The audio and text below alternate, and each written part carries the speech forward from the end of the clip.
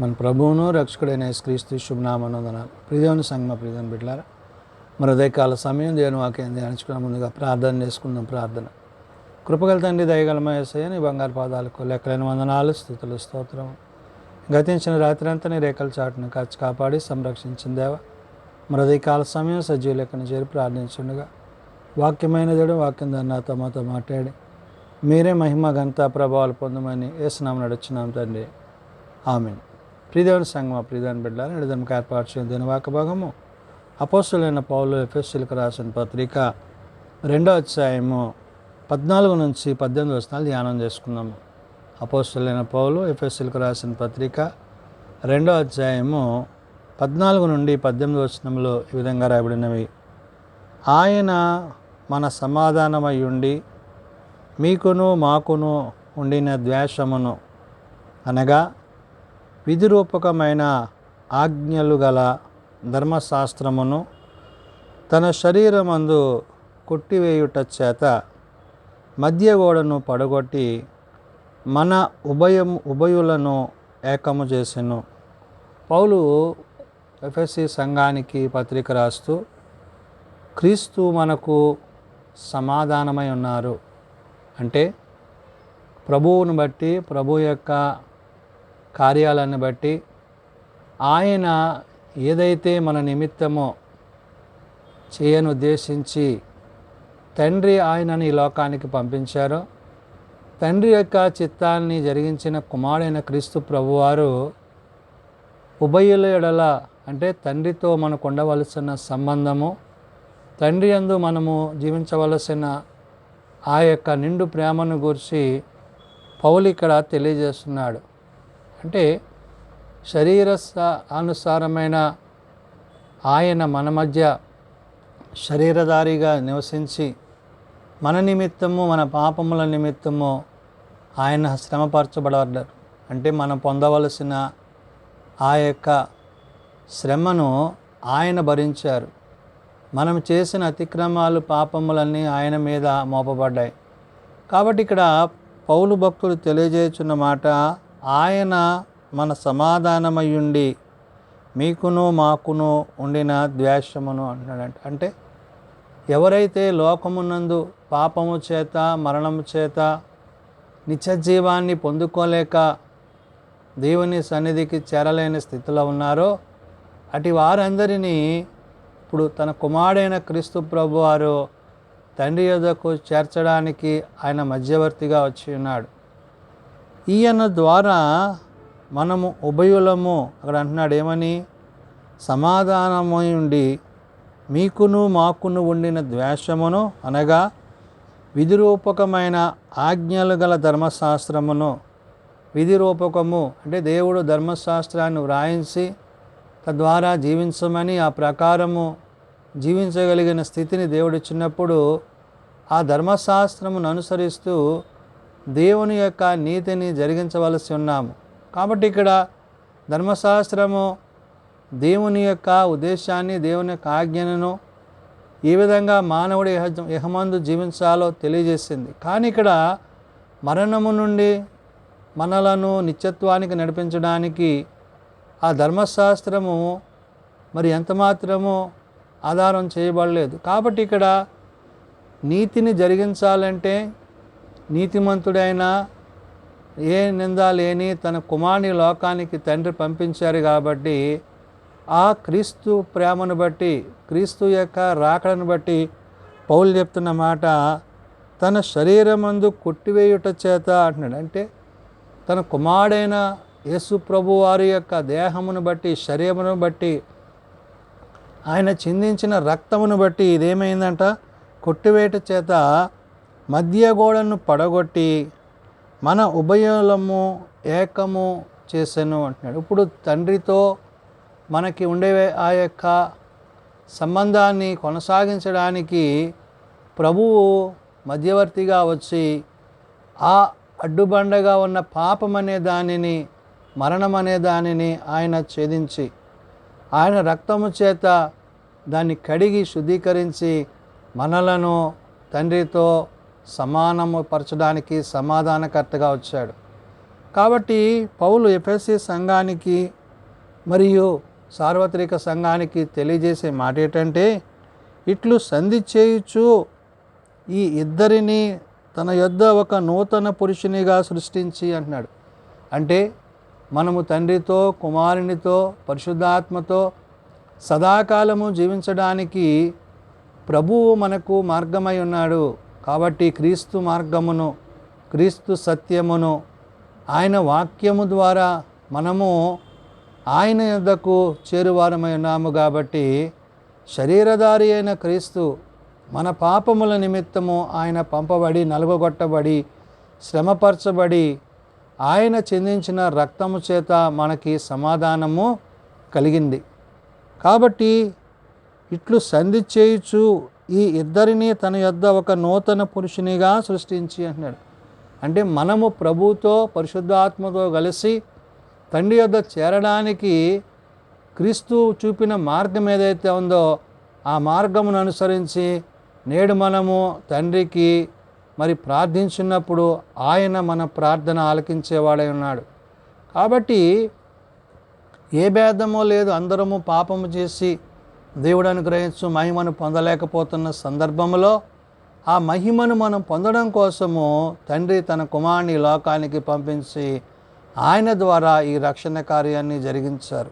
కాబట్టి తన శిలువ వలన ఆ ద్వేషమును సంహరించి దాని ద్వారా వీరిద్దరిని ఏక శరీరముగా చేసి అంటున్నాడు. అంటే శిలువ మరణము ద్వారా ప్రభువు చేసిన ఆ యొక్క గొప్ప శిలువయాగం ఏదైతే ఉందో దాని ద్వారా మరి తండ్రితో మనతో తండ్రికి ఉండవలసిన సంబంధాన్ని మనము ఏకము కలిగి ఉండడానికి కుమారుడు మార్గమై ఉన్నారు. కాబట్టి ప్రభువును బట్టి, పరిశుద్ధాత్మను బట్టి పౌలు భక్తుడు తెలియజేస్తున్న మాట, తన శిలువ వలన ఆ ద్వేషమును సంహరించి అంటాడు. అంటే ఏదైతే అడ్డుగా ఉన్న పాపం ఏదైతే ఉందో ఆ పాపమును తొలగించి తండ్రితో మనతో తండ్రికి సంబంధాన్ని ఆయన కుమారుడైన ప్రభు ఏర్పరిచారు. కాబట్టి దాని ద్వారా వీరిద్దరిని ఏక శరీరముగా చేసి దేవునితో సమాధానపరచవలెనని ఇలాగు చేసెను. ఎవరిని? తండ్రిని, కుమారుణ్ణి ఏకము కలిగి వారు మనతో ఉండడానికి పరిశుద్ధాత్మ దేవుడు, ఆదరణకర్త అయిన పరిశుద్ధాత్మ దేవుడు మన మధ్య నివసిస్తూ నేడు ఈ కృపాకాలములో ఆదరణకర్త చేత ఆదరింపబడుతూ విశ్వాసములో కొనసాగుతూ తండ్రి యొక్క రాజ్యానికి ప్రభు రెండవ రాకడలో ఆయన కుమారుని ద్వారా మనము అక్కడికి చేరువారమై ఉన్నామనే విషయాన్ని పౌలు గుర్తు చేశాడు. కాబట్టి సమాధానము, దేవునితో సమాధానపరచవలనని ఇలాగు చేసెను గనుక ఆయనయే మనకు సమాధాన కారకుడై ఉన్నాడు. ఎవరు? ప్రభువు.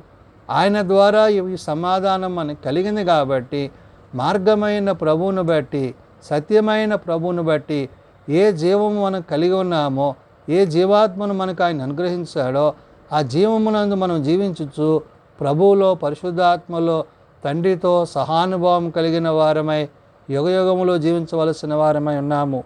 ఎందుకని? క్రీస్తు మనకు సమాధానకర్త ఉన్నారు. కాబట్టి క్రీస్తుని బట్టి ఈ సమాధానం మనం పొందుకున్నామనే విషయాన్ని పౌలు ఇక్కడ గుర్తు చేస్తూ, మరియు ఆయన వచ్చి దూరస్థులైన మీకును సమీపస్థులైన వారికిని సమాధాన సువార్త ప్రకటించెను. ఎవరు? ప్రభువు. ప్రభువు రాకతో ఇహమందున్న మనకి ఆయన వాక్యమును, తండ్రి తన మాటలను, ఉపదేశములను తెలియజేసి సర్వలోకమునకు వెళ్ళి సర్వ సృష్టికి సువార్తను ప్రకటించమని తండ్రి తన కుమారునికి ఆజ్ఞాపించిన విషయాలను ఆయన కుమారుని ద్వారా ఆయన శిష్యులకు, ఆయన శిష్యుల ద్వారా అపోస్తులకు, నేడు పౌలు ద్వారా ఆనాడు ఎఫెసీ సంఘానికి, సార్వత్రిక సంఘానికి దేవుడి మాటలను తెలియజేస్తున్నాడు.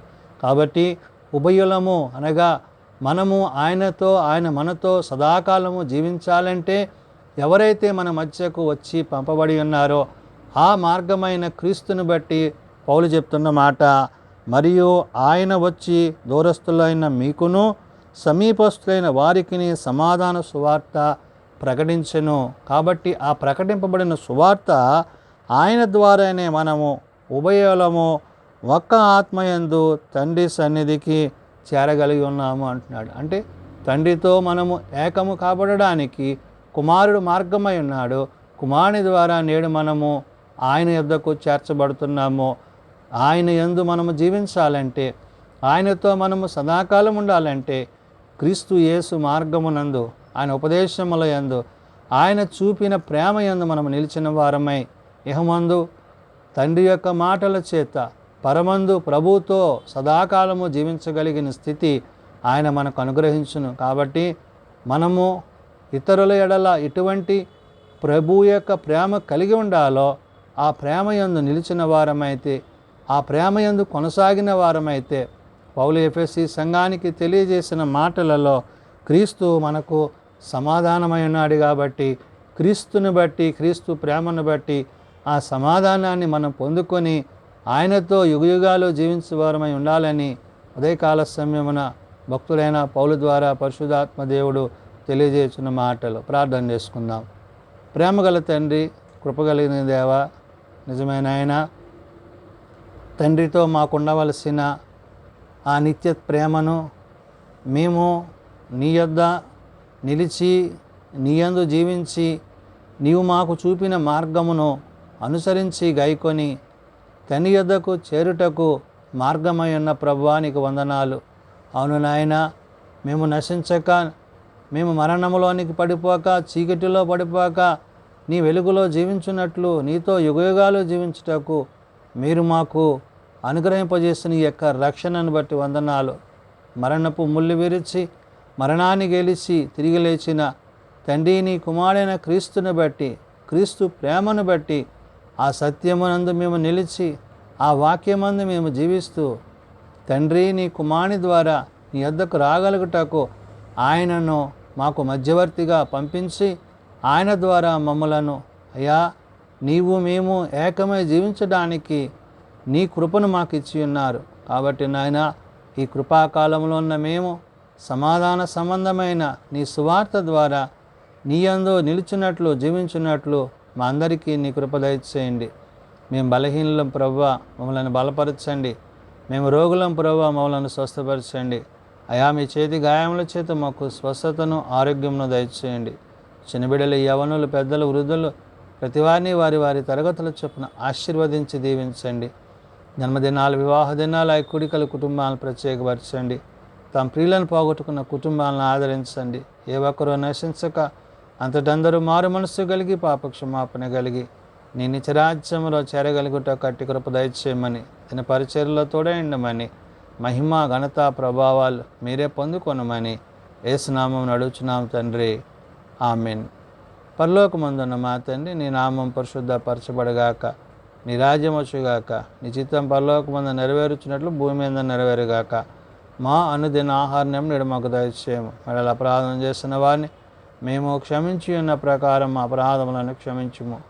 శోధనలో తేక దుష్టులను తప్పించుము. రాజ్యము, శక్తి, మహిమ నిరంతరము నీవేనవు తండ్రి. ఆమెన్. మన పరమ తండ్రి అయిన దేవుని ప్రేమ, ప్రభు అయిన యేసుక్రీస్తు కృప, పరిశుద్ధాత్మనిత్య సహాయము నిరంతరము సదా తోడైండి సంరక్షించునుగాక. ఆమెన్.